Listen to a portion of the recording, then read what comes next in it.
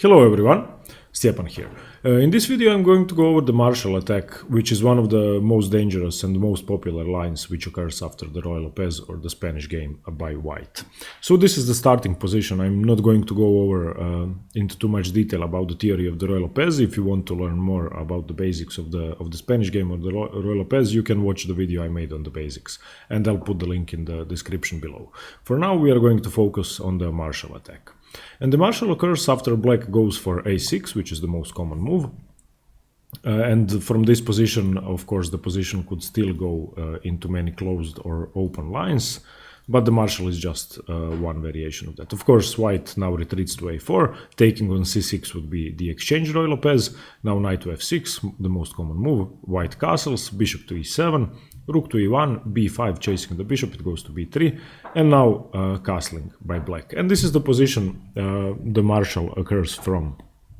If you need more information about the meaning of each move and what's behind the position, once again watch the video on the basics, because I'm not going to go into too much detail here.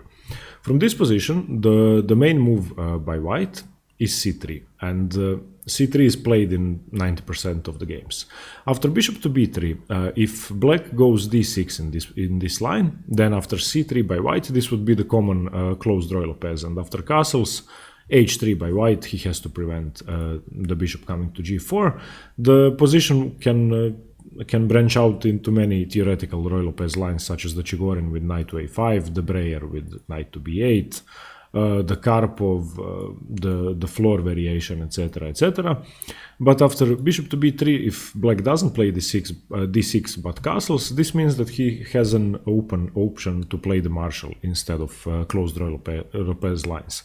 And after c3 by white, of course, black can still go for the closed lines with d6, but the move which is by far more dangerous and more complicated and gives black a great fighting chance is the Marshall attack, which starts with d5. So this is the starting position of the Marshall, and this variation, the move d5, which strikes in the center immediately, is a very aggressive way for black to play, and he's actually sacrificing a pawn in the process for gaining a lot of attacking initiative. And after d5, I'm going to explain the position later. I'll just show you the main continuation where black gives up the pawn. E takes d5, knight takes d5, and now of course white can capture the e5 pawn with knight takes, and after knight takes, rook takes. This is the starting position. And from here on, you can see that black is a pawn down. He lost his e-pawn, his central pawn, but what he gets in compensation is a lot. And the compensation is the fact that white has 4 undeveloped pieces, and the bishop on b3 is pretty useless in this line. And what black gets is a swift attack. The common continuation is c6, d4, and now bishop to d6, developing the bishop with tempo. The rook retreats to e1 and queen to h4. And immediately you can see the compensation black has for the pawn. He has 2 very nice bishops and the queen in the middle of white's position. Let me just go back to the position after castling. Now, of course, after castling and c3, black has to or can play d5. Instead of c3, after black castles, there are a few moves which avoid the Marshall, and they are called so-called anti-Marshall lines or anti-Marshall variations, which have become very popular recently because the Marshall is now actually well known for being a drawing line and a good drawing weapon for black, because the position is so well analyzed and so heavily known that most grandmasters and most strong players know at least 20 moves of theory, so there is a high probability of a draw. So 3 main moves avoid the Marshall for white, and you can see a lot of those games even played in the recent weeks, and usually white will avoid that if he wants a fighting game. The main move to avoid the Marshall after black castling is to play a4, and this now gives no time to black to play d5, because the main idea behind d5 is to exploit white's move c3, after which the Marshall occurs, and the fact that c3 reprives the knight from having his normal development square, and black is exploiting the fact that white is lacking in development. But after a4, black doesn't really have time to strike with d5, and this would be too risky to play. So the continuation after a4 usually goes b4, d3, d6, d6, a5, bishop to e6, and the bishops might get exchanged. And you can see that this resembles some Closed Ruy Lopez lines and is nothing like the Marshall. It's not a double-edged volatile position, it's a slow maneuvering line like the many Spanish lines which can occur as well. Another way to avoid the Marshall after black castling is to play h3. This is a simple move, preparing for the bishop opening up and not giving it the option to come to g4, and that's why black usually plays bishop to b7, developing the bishop to the long diagonal, and after d3, d6. Once again, it's a slow maneuvering position which resembles the archangel variation of the Ruy Lopez, and it's once again nothing like the Marshall. The third option for white to avoid the Marshall gambit or the Marshall attack is to play d4, and this is the most complicated line, and this move actually gives up all the opening advantage white has, but black has to be extremely careful, and this position usually produces very fun games. The main continuation for black is d6, and after c3 supporting the center, bishop to g4. And now white has several options. The main option is to play bishop to e3, giving up the e-pawn potentially, but I will show you that it isn't really wise to take it. Black's best move here is e takes d4, and after c takes d4, play knight to a5, chase the bishop back to c2, and the bishop will defend e4. If after bishop to e3 black captures the e4 pawn with knight takes e4, then white is better in this position, and he has regained his opening advantage and justified the move d4. And the continuation would be bishop to d5, seemingly forking the knights and getting a piece, but it's not really winning a piece because black has one way out of this. The move is queen to d7, and now after bishop takes e4, black can play d5, attacking the bishop and pinning the knight still to the queen. And now after bishop takes h7, that's the only move, king takes h7, d takes e5, queen to f5, the position is equal. The material is equal and both sides have some chances, but white is slightly better. That's why after this line with d4 and d6, c3, bishop to g4, it's unwise for black to, after bishop to e3, capture the e4 pawn, because white has this great resource to enter a slightly better position, positionally and strategically speaking. So these are three ways to avoid the Marshall after black castles, and after in your games, if you have black castling on move 7, then you can count on the Marshall in 90% of the time, and perhaps he's just bluffing, and after c3 he would go d6 and enter Closed Ruy Lopez, but you have to be ready for the Marshall. And if you want to avoid it, once again, either a4, h3 or d4 are your best options to avoid the Marshall. But let's get back to the main line. So castles, c3, accepting the Marshall if black wants to play it, and d5, this is now the Marshall. And the only continuation that's ever been played from the 60s and even earlier on, the mainline theory, is e takes d5, knight takes c5, white wins a pawn, knight takes, rook takes, and now c6. And when Marshall invented this opening, he prepared it apparently for 10 years to play it against Jose Raul Capablanca. He prepared it for 10 years, and then when he got to play it against Capablanca, he lost, because Capablanca was just good, and Marshall actually didn't play c6 in this position, which is the best move. He played knight to f6, saving the knight this way, because the knight was now attacked twice. And this is slightly inferior because it's closing down the bishop, it's underdeveloping a piece, and it doesn't really achieve that much. Another try to save the knight would be bishop to b7, but the bishop is needed on this diagonal more than it is on the long one, and you will see why shortly after.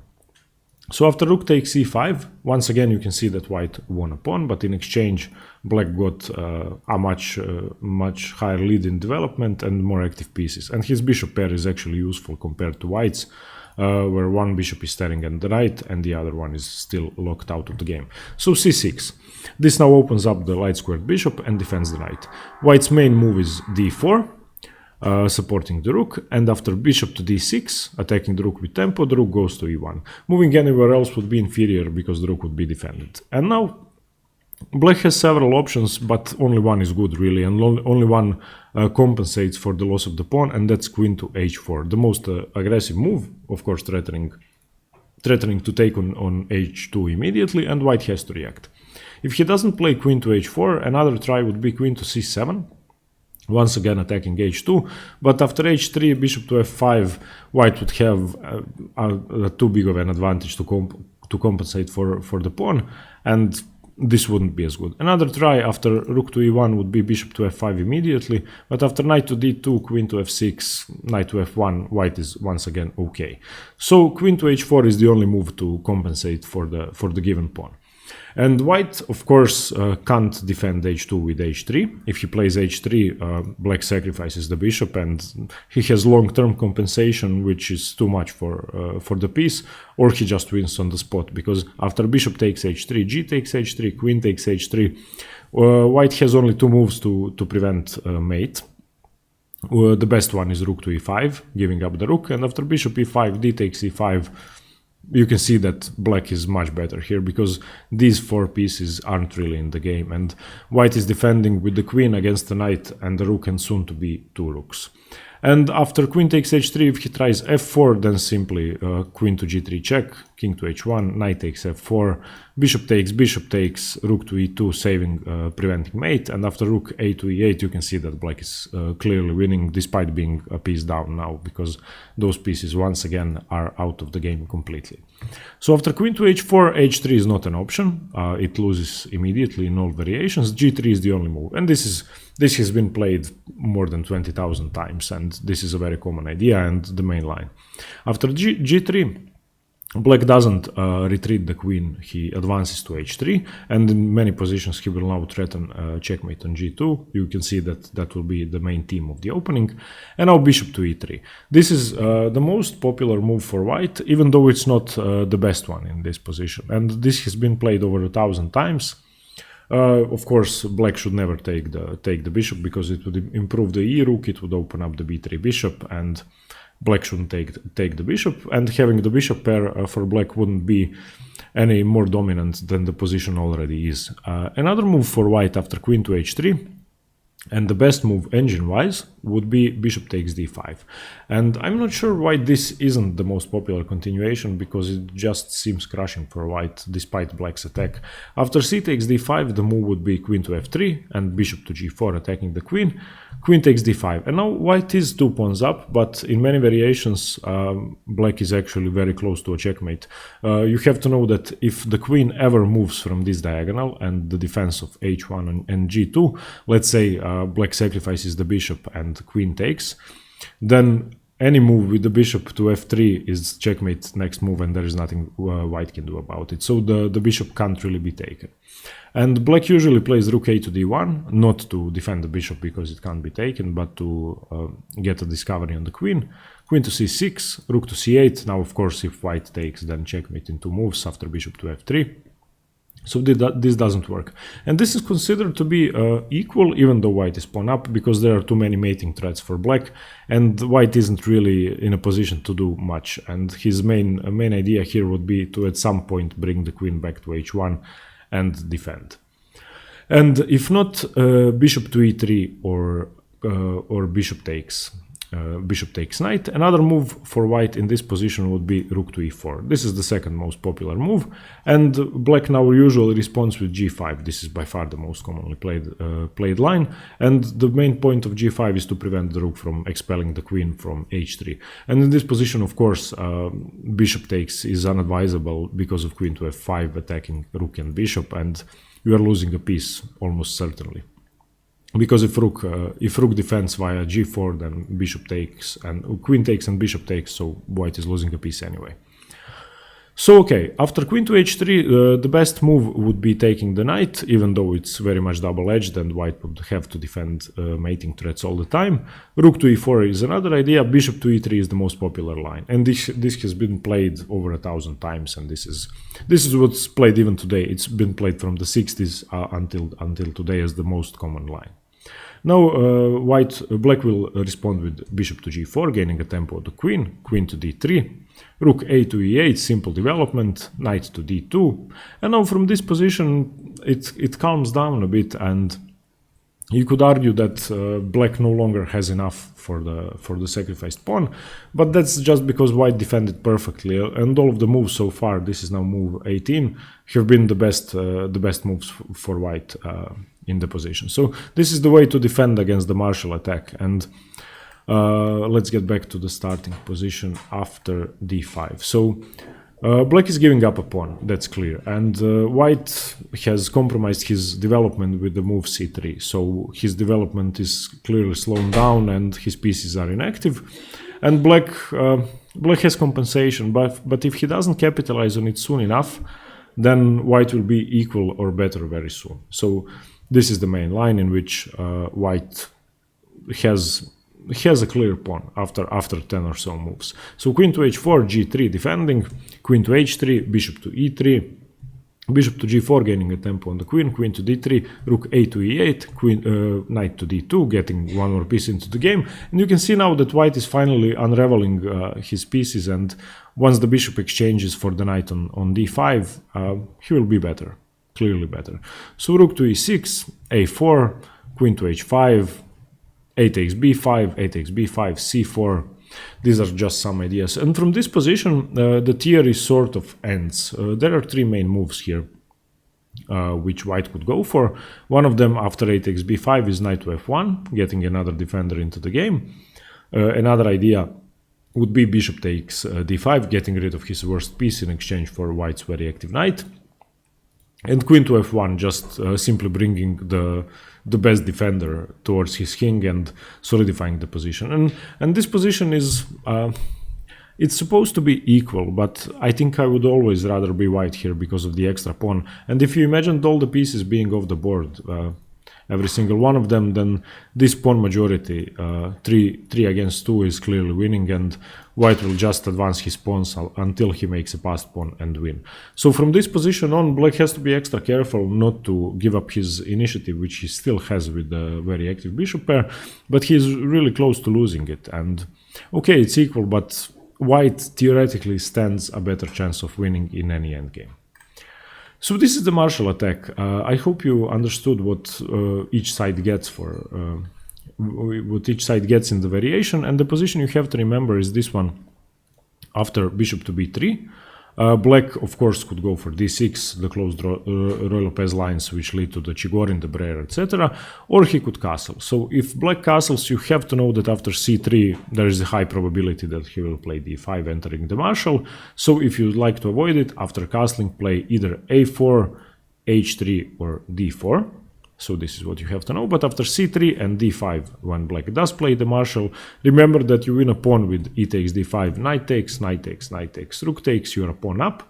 And black will, in every single game, probably play c6. If they know the theory thus far, then they will know the other 10 moves most definitely. So now d4, you need to support your rook, open up your pieces and gain more space in the center. Bishop to d6. Rook to e1, and after queen to h4 you can't play h3, that you have to remember, you play g3, and after queen to h3 you can choose between 4 moves. Bishop to e3, bishop takes d5, and this is probably the best idea, this is engine-wise the best move, or rook to e4, solidifying the position. And one more thing you have to remember, if black plays g5 here, and he most probably will, you can't take the pawn because you lose a piece. After bishop takes g5, queen f5 wins a piece for black. So this is the line, and after bishop to e3, which is most commonly played, you can choose this variation because it's supposed to be most solid for white. Bishop to g4 will be played, you develop your queen to d3, rook a to e8, and now black is already under some pressure, and if he doesn't get something soon, white will be better. So this is the main idea. Black has compensation with white being underdeveloped and his pieces being still on the first rank, but he loses a pawn, and in theory any endgame is better for white. So you should decide if you want to play this variation with black, because it's like a ticking time bomb. If you don't react soon enough, then your initiative will deteriorate and disappear. Okay, everybody, I hope you liked this video on the Marshall attack, and this is now the end of the series about Ruy Lopez. You can watch the other videos, I will link them below in the description, and from here on I will continue with the Caro-Kann and the French defense and the other openings later on. Thanks very much for watching, see you soon, and stay tuned for more chess. Bye!